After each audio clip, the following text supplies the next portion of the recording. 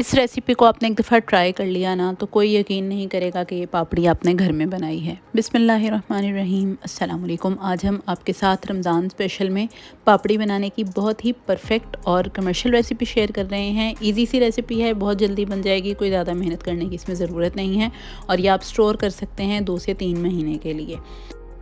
तो इसको बनाने के लिए मैंने एक बोल में 2 कप या आधा किलो मैदा लिया है और उसको 2 से 3 दफ़ा छान लिया था।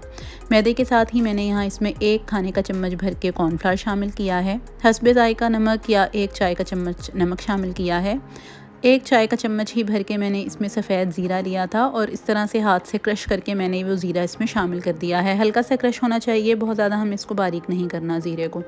पहले इन तमाम अज्जा को जो है ड्राई जो चीज़ें हैं इनको अच्छे से एक दफ़ा हम मिक्स कर लेंगे और फिर मैं इसमें ऑयल शामिल करूँगी 2 खाने के चम्मच। यहाँ मैंने इसमें ऑयल शामिल किया है। अगर आपके पास घी है तो घी डाल दें, वरना ऑयल से भी जो है ये बहुत अच्छी बनती हैं, तो कोई फ़र्क नहीं पड़ेगा, घी या ऑयल कोई भी आप जो है वो चीज़ इस्तेमाल कर सकते हैं दोनों में से। पानी डाले बगैर हमें इस ऑयल के साथ अच्छे से जो है वो इस मैदे को क्रम्बल कर लेना है। बहुत अच्छा सा जो है वो आपस में ये मिक्स हो जाएं सब चीज़ें। हमें इस स्टेज पर अभी पानी इसमें शामिल नहीं करना है। आप इस रेसिपी को एज़ इट इज़ फॉलो करेंगे तो बहुत ही क्रिस्पी, क्रंची और बिल्कुल बाज़ार जैसी जो आपकी पापड़ी है वो बनकर रेडी होगी। रेसिपी अच्छी लग रही है तो हमारे चैनल को सब्सक्राइब कर दें और हमें जो है वो फॉलो भी कर लें। अब यहाँ अच्छे से तमाम चीज़ों को यकजान कर लेने के बाद मैंने इसमें जो टैप वाटर होता है, नॉर्मल नलके वाला जो पानी है, उसके साथ इस आटे को गूंदना शुरू किया है। और हमें ये ध्यान में रखना है कि हमें एक नॉर्मल डो बनानी है, बहुत ज़्यादा नरम भी ना हो और बहुत ज़्यादा जो है वो हार्ड भी ना हो। एक नॉर्मल कंसिस्टेंसी की डो होगी, क्योंकि हमें ये पापड़ी जो है वो क्रिस्पी रखनी है, ना कि ये बहुत ज़्यादा हार्ड कर देनी है हमें। तो इसलिए हमें नॉर्मल आटा गूंदना है, इसको बिल्कुल भी सख्त नहीं होना चाहिए।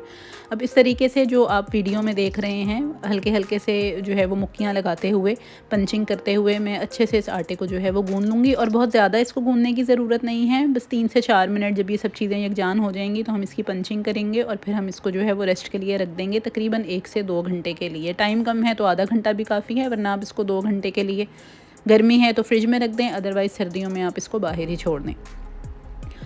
रेस्टिंग के बाद यहाँ मैंने जो है वो हल्का सा जो वर्किंग टॉप है उसके ऊपर मैंने हल्का सा डस्ट कर दिया है मैदा। और फिर इस डो को जो है वो मैंने 2 या 4 हिस्सों में, जितना भी आप बेल सकते हैं आसानी के साथ, उतने हिस्सों में इसको आप जो है वो डिवाइड करेंगे और पेड़ा बना के इसको बेलना शुरू कर देंगे। थिन सी, हमें जितनी एक रोटी की थिकनेस होती है, बारीक होती है रोटी भी, तो उतनी ही थिकनेस हमें रखनी है। बहुत ज़्यादा इस तरह नहीं कर देना कि आर पार नज़र आना शुरू हो जाए, बहुत बारीक नहीं कर देनी, बस एक रोटी की नॉर्मल जो थिकनेस होती है हमें उतना ही इस रोटी को बेलना है।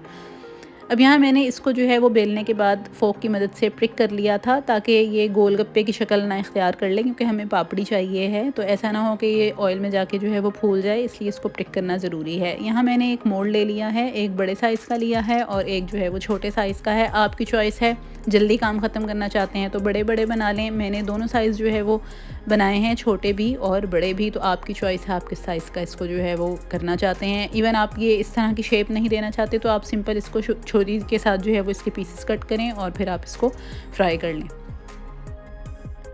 हल्का सा जो मैदा है वो आप ऊपर नीचे इसके डस्ट कर दीजिएगा काटने से पहले, ताकि ये आपस में जो है वो चिपके ना, और ना ही ये जो है हमारे इसकी स्लैब के साथ, वर्क टॉप के साथ जो है वो चिपक जाए, इसलिए इसके ऊपर हल्का सा मैदा डस्ट होना भी ज़रूरी है। तो बिल्कुल जो है परफेक्ट आपकी ये पापड़ी जो है वो बनकर रेडी हो जाएगी। अब कटिंग करने के बाद ये साइड्स जो हैं वो मैं निकाल दूँगी। आप चाहें तो इस साइड्स को जो है वो बाकी का जो हमारी डो है उसमें मिक्स करके बेल लें, या फिर आप इन साइड्स को इस तरह भी उठा के जो है वो फ्राई कर सकते हैं, लेकिन उसमें ज़रा जो है वो सफाई नहीं आती है, वो थोड़ा मैसी सा काम हुआ लगता है, तो शेप देना इसलिए ज़रूरी है कि ये देखने में भी अच्छी लगेगी।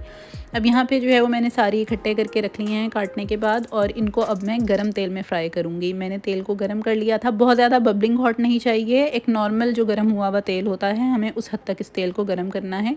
और फिर मीडियम लो हीट रखते हुए हमें तमाम पापड़ी के जो पीसेस हैं वो इसमें शामिल कर देने हैं, और मीडियम लो हीट पर ही हमें इसको मुस्तकिल जो है वो हिलाते हुए फ्राई कर लेना है, ताकि इवन कलर आए हर तरफ से। मुश्किल से 4 से 5 मिनट लगेंगे इस पापड़ी को दोनों साइडों से फ्राई होने में। क्वांटिटी पे डिपेंड करता है, बहुत ज़्यादा ओवर क्राउड कर देंगे तो टाइम ज़रा ज़्यादा लगेगा, और अगर आप इस तरह से डालते हैं कि मतलब बहुत ज़्यादा ओवर क्राउड नहीं करते तो फिर ये जल्दी फ्राई हो जाएगी। बहुत ही अच्छी क्रिस्पी, क्रंची, गोल्डन सी पापड़ी जो है वो बनकर रेडी है। बड़े वाले पीसेस फ्राई कर लेने के बाद मैं जो इसमें छोटी वाली हमने कटिंग की थी पापड़ी वो शामिल कर देंगे। पापड़ी को इस तरह से फ्राई कर लेने के बाद आपकी चॉइस है, अगर आप इसके ऊपर चाहते हैं तो इसमें नमक, लाल मिर्च और चाट मसाला हल्का सा स्प्रिंकल कर सकते हैं।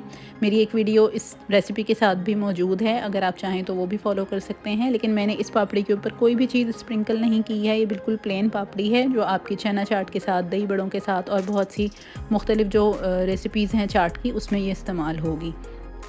आप इसको फ्राई करने के बाद किसी स्ट्रेनर पे निकालें। जब सारा ऑयल स्ट्रेन हो जाए, अच्छे से छन जाए ऑयल इसमें से और ये बिल्कुल मुकम्मल तौर पर ठंडी हो जाए, तो आप इसको जो है वो एयर टाइट बॉक्स में या जार में जो है वो रख सकते हैं स्टोर करके। और ये 2 से 3 महीने के लिए बिल्कुल फ्रेश रहेगी, कोई इसमें सॉगीनेस नहीं आएगी, बहुत ही अच्छा फ्लेवर आएगा। यकीनन ये रेसिपी आपको अच्छी लगेगी। अल्लाह ताला हमारे और आपके खानों में बहुत बरकत अता फरमाए। मज़ीद रेसिपीज़ के साथ हाजिर होंगे, तब तक के लिए इजाज़त दीजिए। अल्लाह हाफ़िज़।